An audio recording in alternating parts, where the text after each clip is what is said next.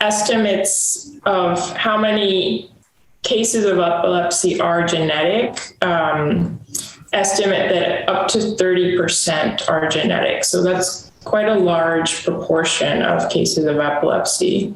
And over the last decade, new genetic testing methods known as next generation sequencing, which allows for sequencing of large amounts of DNA simultaneously, have really advanced the field of human genetics. In terms of epilepsy specifically, in the last 3 years alone, over 50 genes have been newly associated with epilepsy.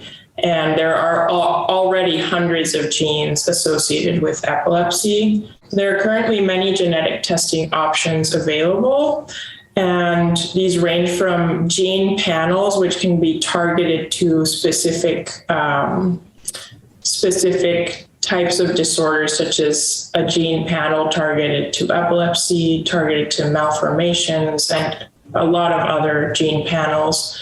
And these may include a few genes to hundreds of genes, depending on the panel.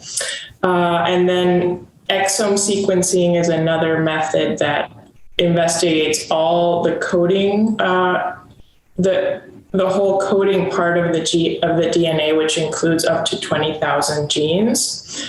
And then genome sequencing, which sequences all the bases of the genome, coding and non-coding. Right now is mostly being done in research settings, but it's beginning to enter the clinic as well. And there are different advantages and disadvantages to these different tests, and also the cost needs to be taken into account. But the costs are becoming more accessible as time passes. It's also worth mentioning that there are different types of genetic variants, and some tests are better suited to certain types of genetic changes.